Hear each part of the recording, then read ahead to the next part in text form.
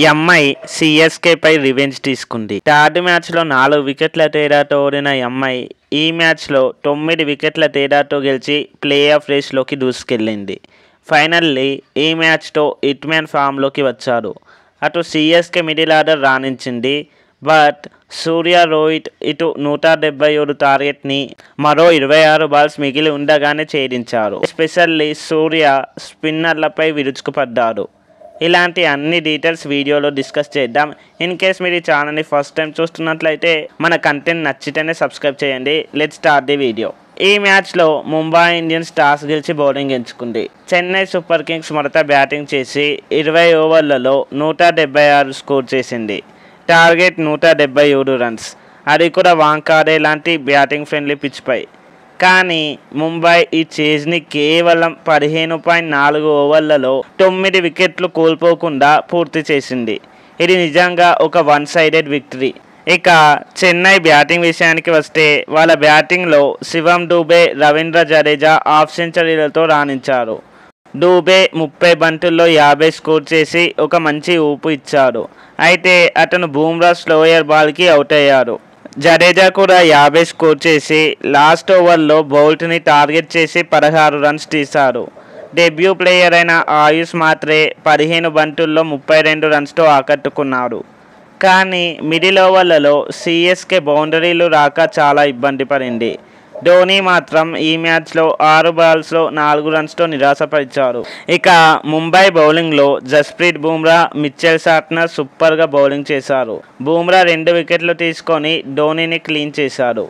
Santner 18వ ఓవర్లో boundary ఇవ్వకుండా సిఎస్కేని కట్టడి చేశాడు. అశ్వనీ కుమార్, ట్రెంట్ బౌల్ట్ కూడా వికెట్లు తీసుకున్నప్పటికీ బౌల్ట్ లాస్ట్ ఓవర్లో కాస్త ఖరీదైన బౌలర్గా నిలిచారు. ఇక చేస్లో ముంబై బ్యాటింగ్ అద్భుతం. రోహిత్ శర్మ 45 బాల్స్లో 76 నాట్అవుట్. సూర్యకుమార్ యాదవ్ 30 బాల్స్లో 68 నాట్అవుట్ స్కోర్గా నిలిచారు. రోహిత్ ఈ సీజన్లో తన ఫస్ట్ 50 సాధించి ఫామ్లోకి వచ్చారు. దీంతో ఐపీఎల్లో ఎక్కువ రన్స్ చేసిన సెకండ్ ప్లేయర్గా రికార్డ్ క్రియేట్ చేశారు. ఇంతకుముందు ఈ రికార్డ్ శిఖర్ ధవన్ పేరుపైన ఉండేది. రోహిత్ శర్మ 6,786 పరుగులతో దాన్ని అధిగమించాడు. సూర్య ఇక స్వీప్ షాట్స్తో సిఎస్కే స్పిన్నర్స్ని చిత్తకొట్టాడు. స్పిన్లో 10 బాల్స్ ఫేస్ చేసిన సూర్య కేవలం ఒకే డాట్ బాల్ ఆడి 36 పరుగులు బాదాడు.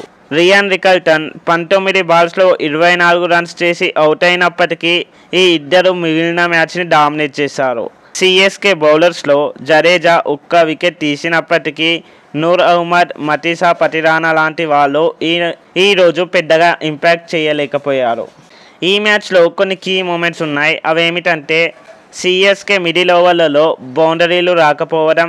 దీనివల్ల వాళ్ళు స్కోర్ 200కు పైగా చేయలేకపోయారు. ఇక ముంబై వైపు రోహిత్, సూర్య బ్యాటింగ్ సిఎస్కేకి ఎలాంటి ఆపర్చునిటీ ఇవ్వలేదు. సిఎస్కే ఫీల్డింగ్లో కూడా ఈ సీజన్లో బాగా నిరాశపరిచింది.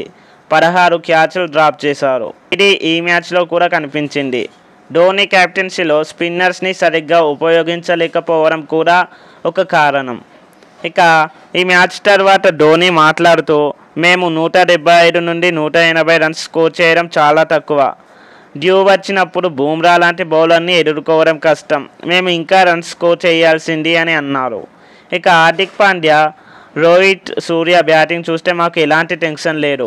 మేము బేసిక్స్కి కట్టుబడి ఉన్నాం అని చెప్పారు. రోహిత్ శర్మకి player of the match award దక్కింది.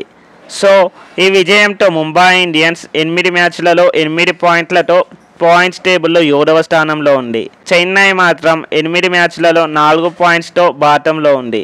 సిఎస్కే ప్లే ఆఫ్ రేస్లో ఉండాలంటే ఇక మిగిలిన మ్యాచ్లలో అద్భుతంగా రాణించాలి.